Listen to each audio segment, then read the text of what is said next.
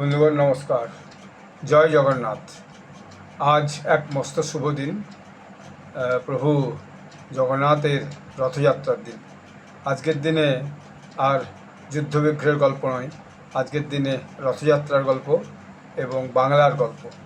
তো রথযাত্রা সারা দেশে খুব ধুমধামে পালিত হচ্ছে। আমি দেখছিলাম রথযাত্রার সবচেয়ে বড় অনুষ্ঠান যদি ভারতবর্ষে কোথাও হয়, সেটা তো অবশ্যই যে জগন্নাথ ধামে হয়। পুরীর যে জগন্নাথ ধাম, সেখানেই সবচেয়ে বড় রথযাত্রা হয়। সেখানেই দেখা যাচ্ছে লক্ষ লক্ষ মানুষ সেই রথযাত্রায় অংশগ্রহণ করেছে এবং তারা প্রভু জগন্নাথ, বলভদ্র এবং সুভদ্রা এই তিনজনকে শ্রদ্ধা জানাচ্ছে, প্রণাম জানাচ্ছে, ফুল ছুঁড়ছে এবং তারা সেই যে রথের দড়ি টানা, রথের রশি টানাতে বহু লক্ষ লক্ষ মানুষ অংশগ্রহণ করেছে। তারপরে আরও সারা ভারতবর্ষে বিভিন্ন জায়গায় রথযাত্রা হয়। আমেদাবাদে খুব বড় রথযাত্রা হয়। আমি দেখছিলাম উত্তরপ্রদেশের জৌনপুরে একটা বড় রথযাত্রা হয়। পশ্চিমবঙ্গেও মায়াপুরে একটা বড় রথযাত্রা হয়। মাহেশের রথযাত্রা বহু পুরানো, শতাব্দী প্রাচীন পুরানো, বোধহয় শ্রীরামপুর মাহেশ, ওখানকার রথযাত্রা সেখানে হচ্ছে। কলকাতায় রথযাত্রা হচ্ছে ইস্কন মন্দিরে। আরও বিভিন্ন জায়গায় সারা রাজ্যের বিভিন্ন জেলাতে রথযাত্রা হয়েছে, বিভিন্ন ব্লকে রথযাত্রা হয়েছে, বিভিন্ন গ্রামে রথযাত্রা হয়েছে। রথযাত্রা একটা আজকের দিনে সার্বজনীন উৎসব। কিছু না হয়তো আমরা দেখেছি ছোটো ছোটো বাচ্চারাও ছোট্ট একটা রথ তৈরি করে বা কিনে নিয়ে তার মধ্যে ঠাকুর বসিয়ে তারা কিন্তু রথটা নিয়ে যাচ্ছে, এরকম ছবি আমরা প্রায়শই সোশ্যাল মিডিয়াতে দেখেছি। তো আজকের দিনটা খুবই একটা পবিত্র দিন। এই দিনে আমাদের মুখ্যমন্ত্রী শ্রী শুভেন্দু অধিকারীজি কলকাতার যে ইস্কনের মন্দির আছে, সেই ইস্কন মন্দিরে গেছিলেন। সেখানে গিয়ে তিনি পূজা পাঠ করেছেন, আরতি করেছেন এবং সেখানে একটি ছোট্ট ভাষণ দিয়েছেন। সেই ভাষণের মধ্যে তিনি যেটা বলেছেন যে ইস্কনের সহায়তায় আগামী 1 আগস্ট থেকে কলকাতায় যে আগে ঘোষণা করা হয়েছিল যে স্কুলে স্কুলে বাচ্চাদের রান্না করে খাবার দেওয়া হবে, সেটা আগামী 1 আগস্ট থেকে চালু করা হবে, এটা তিনি ঘোষণা করেছেন। এবং এই কাজে আরও অনেক যে এই জাতীয় যে স্বেচ্ছাসেবী সংস্থা এবং ধর্মীয় সংস্থা, মূলত রামকৃষ্ণ মঠ মিশন, ভারত সেবাশ্রম সংঘ, তাদেরকেও এই কাজে আগামী দিনে কীভাবে যুক্ত করা যায় সেটাও তার ভাবনার মধ্যে আছে, তিনি সেটাও ঘোষণা করেছেন। তা বাদ দিয়ে তিনি মায়াপুর নিয়ে একটা ঘোষণা করেছেন যে মায়াপুরকে একটা নোটিফাইড এরিয়া হিসাবে ঘোষণা করা এবং মায়াপুরের ডেভেলপমেন্টে সরকার আগামী দিনে বিশেষভাবে উদ্যোগ নেবে। এইটা হলো প্রাথমিক ব্যাপার। তারপরে দেখা গেল তিনি সেখানে যে সোনার ঝাড়ু আছে, সেই সোনার ঝাড়ু নিয়ে রাস্তা পরিষ্কার করছেন। তার আগে তিনি সেখানে রাস্তাতে চন্দন গুঁড়ো ছড়াচ্ছিলেন। চন্দন গুঁড়োর পরে সেখানে গঙ্গা জল দেওয়া হলো, আগে গঙ্গা জল, তারপর চন্দন গুঁড়ো ছড়ানো হলো, তারপরে ফুল ছড়ানো হলো যে রাস্তায় প্রভু জগন্নাথের রথ যাবে সেই জায়গা দিয়ে। তারপর সেখানে তিনি ঝাড়ু দিয়ে পরিষ্কার করলেন। তারপর সেই রথের রশি তিনি টানলেন অন্যান্য সাধু সন্তদের সঙ্গে। একটা বড় ভালো ব্যাপার দেখলাম যে একজন শিখ সম্প্রদায়ের মানুষও এই যে রথযাত্রাতে কলকাতা অংশগ্রহণ করেছেন, তাকেও খুব ক্যামেরাতে প্রমিনেন্ট দেখা যাচ্ছিল। আমি সব ভিডিওগুলো বিভিন্ন জায়গার দেখলাম। জৌনপুর উত্তরপ্রদেশের রথযাত্রার ভিডিও দেখলাম, আপনার পুরী রথযাত্রার ভিডিও দেখলাম, কলকাতাটাতে দেখলামই, মাহেশ এবং অন্যান্য জায়গায় দেখলাম। আসানসোলেও রথযাত্রা হয়েছে মস্ত বড়ো, আসানসোল রানীগঞ্জে, সেটাও আমি দেখলাম। তো খুব ভালো লেগেছে এটা আর কি। যাই হোক, তারপর তিনি ওখানে মুখ্যমন্ত্রীজি ইস্কনের রথযাত্রায় 2 লাইন ঠাকুরের গানও করেছেন। এটা একটা খুব গুরুত্বপূর্ণ ব্যাপার, অর্থাৎ ভীষণ ভক্ত মানুষ। এই যে ভক্ত মানুষ একজন আমাদের মুখ্যমন্ত্রী হয়েছেন, যার হিন্দু ধর্মের প্রতি অটুট আস্থা এবং যিনি সেটা বিভিন্ন সময় প্রমাণ করছেন, সেটা তো আপনারা দেখছেন। আমি আর এটার নতুন করে কি বলবো। প্রতিদিন তো খবরে তিনি আছেনই, মুখ্যমন্ত্রী হিসেবে থাকবেনই। তা বাদ দিয়েও তিনি যে সমস্ত কাজকর্মগুলো করছেন সেগুলো তিনি সাংবাদিক সম্মেলন করেও কিন্তু বলছেন। তার যে জনতা শিবির বলুন, যেখানে মানুষজন এসে তাকে মানুষজনের অভিযোগ জানাচ্ছে, সেটা আছে। তারপর বিভিন্ন জায়গায় ঘুরে ঘুরে মিটিং করা, সরকারি মিটিং করা, বিভিন্ন প্রকল্পের মূল্যায়ন করা, নতুন নতুন প্রকল্প চালু করা, এসবগুলো কিন্তু তিনি করছেন। তাই বুঝতে পারছেন একজন মুখ্যমন্ত্রী হিসাবে তার যে দায়িত্ব, সেই দায়িত্বটা তিনি কত যত্ন সহকারে কিন্তু পালন করছেন। তো এইটা একটা মস্ত বড়ো ব্যাপার। এর বাইরে দেখা গেল যে সেই দীঘা দীঘাতে যে জগন্নাথ মন্দির হয়েছে সেই জগন্নাথ মন্দির সেখানেও রথযাত্রা হয়েছে। তিনি বললেন যে আমি পুরীর যে সাংসদ তার অনুরোধে তিনি যে পুরী সরকারের চিঠি নিয়ে এসেছিলেন সম্বিত পাত্রজি, তার চিঠির পরিপ্রেক্ষিতে আমি ওই জগন্নাথ ধাম পুরী দীঘা জগন্নাথ ধাম থেকে ধাম শব্দটি বাদ দিয়েছি, কারণ এইভাবে যে কেউ মন্দির করতে ধাম বলতে পারে না। ধাম একটা নির্দিষ্ট তার পরিচিতি আছে এবং ধাম কখনো বাড়ে না। চারধাম যাত্রা বলা হয়, সেগুলি নির্দিষ্ট। চারধাম যাত্রা কখনো চারধামটা কখনো পাঁচ ধাম হবে। তো সেই দীঘাতেও দেখা গেল আজকে খুব মস্ত বড় একটা যে জগন্নাথ দেবের যে রথের পথযাত্রা, রথের যে যাত্রা সেটা মিছিল বেরিয়েছে। সেখানে মুখ্যমন্ত্রীর বাবা শিশির অধিকারী মহাশয়, তিনি ছিলেন বয়স্ক মানুষ, তিনিও সেখানে ওইভাবে ঝাড়ু দিয়ে রাস্তা পরিষ্কার করেছেন, পূজাপাঠ করেছেন, আরতি করেছেন এবং সেখানে রথও টেনেছেন।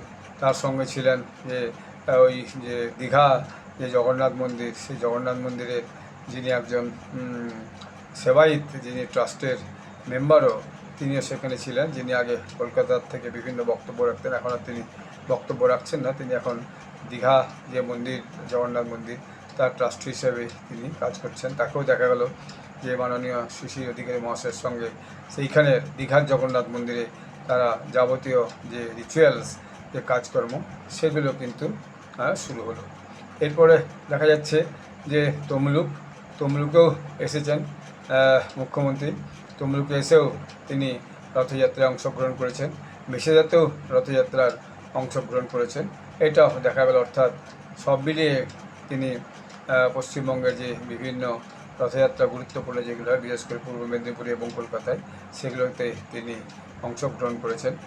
তো ভগবান জগন্নাথ দেবের একটা আছে, তারকে চান করানো হয় 108 কলস জল দিয়ে, তারপর তার একটু শরীর খারাপ হয়, তারপর তার একটু ডাক্তাররা এসে তার যে আনুষ্ঠানিক একটা স্বাস্থ্য পরীক্ষা করে, তারপর তিনি 15 দিনে বিশ্রামে থাকেন স্বাস্থ্য পরীক্ষার পরে, তারপর তার নবযৌব দর্শন হয়।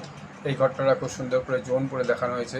এটা বিভিন্ন জায়গায় একটা রিচুয়ালস হিসেবে পালন করা হয়, অর্থাৎ এখানে ধর্মের সাথে স্বাস্থ্য এবং চিকিৎসা আর যে আয়ুর্বেদ, অর্থাৎ যে বিভিন্ন আয়ুর্বেদ যে সামগ্রী দিয়ে তার ওষুধ করে খাওয়ানো, এই যে একটা রিচুয়ালস, একটা কাল্পনিক সাংকেতিক যে ব্যাপার একটা করা হয়, এটা ধর্মের মধ্যে লেখা আছে।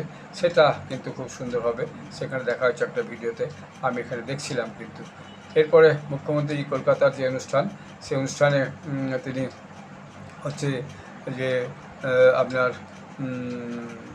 দণ্ডবত, অর্থাৎ একদম শুয়ে ঠাকুরের রথের সামনে প্রণাম করেছেন, মাটিতে শুয়ে একদম প্রণাম করেছেন। এটা একবারে অত্যাশ্চর্য ব্যাপার, মাইকে ঘোষণাও করা হচ্ছিল। এরপর তিনি দেখা গেল তমলুকে এসে সেখানে যে খোল কীর্তন, সেই খোল বাজাচ্ছেন, খোল বাজিয়ে জগন্নাথ মন্দিরের একটা যে অনুষ্ঠান, সেই অনুষ্ঠানটাকে খুব সুচারুরূপে পরিচালনা করেছেন। এরপরে দেখা গেল আসানসোলের রানীগঞ্জে মন্ত্রী অগ্নিত মিত্রা পল, তিনিও হচ্ছে সিয়াসলে, যেখানে রাজার রথযাত্রা আছে সেখানে তিনি অংশগ্রহণ করেছেন এবং সিয়াসলে তিনি গানের মধ্যে অংশগ্রহণ করেছেন এবং হরিবোল তালের সঙ্গে তিনি নাচ করেছেন এবং ভক্তদের সাথে যেভাবে মানে এই যে ইস্কন বলুন বা জগন্নাথ মন্দিরের যারা ভক্ত, তারা ঠাকুরের গানের সাথে সাথে নাচ করতে করতে যায়, সেভাবে অগ্নিমিত্রা পাল মহাশয়া মন্ত্রী, তিনিও এখানে আসানসোলে খুব মানে ইয়ের সাথে কী বলে শ্রদ্ধার সাথে এখানে কিন্তু অংশগ্রহণ করেছে। মায়াপুরে ছিলেন আমাদের পঞ্চায়েত মন্ত্রী সস্ত্রীক দিলীপ ঘোষ, তিনি এবং তার স্ত্রী মায়াপুরের যে অনুষ্ঠান সেখানে তিনি অংশগ্রহণ করেছেন এবং অন্যান্য জায়গায় বিভিন্নভাবে যে অনুষ্ঠানগুলো হচ্ছে সেখানে পশ্চিমবঙ্গ সরকারের মন্ত্রী, বিধায়ক, নেতারা বিভিন্ন জায়গায় এই অনুষ্ঠানে অংশগ্রহণ করে এই অনুষ্ঠানটিকে একটা উচ্চ মাত্রায় কিন্তু তুলে দিয়েছেন। এই জগন্নাথ দেবের ভক্ত, অর্থাৎ একে আমরা কৃষ্ণ ভক্তই বলি, শ্রীকৃষ্ণ জগন্নাথ দেবের যে ভক্ত সারা পশ্চিমবঙ্গে অগণিত লক্ষ লক্ষ ভক্ত, সারা ভারতবর্ষে তো কোটি কোটি ভক্ত, এবং জগন্নাথ দেবের যে মূর্তি সারা ভারতবর্ষে আছে। বোকারোতে দেখেছি একটা সুন্দর বড় মন্দির আছে, ভারী সুন্দর মন্দির, আমি বোকারো গেছিলাম, যে সেখানে দেখে এসেছি। আমার জেলাতেও অনেকগুলি 2-3টি মন্দির আছে, ইস্কনের মন্দিরও আছে, যেখান থেকে আজকে রথযাত্রা আমার বাড়ির সামনে দিয়েই একটু আগে পার হলো, সেখানে সেই রথযাত্রায় অংশগ্রহণ করলাম আমিও। সেই রথযাত্রাতে যে রথের রশি টানা, সেটাতে আমি অংশগ্রহণ করলাম।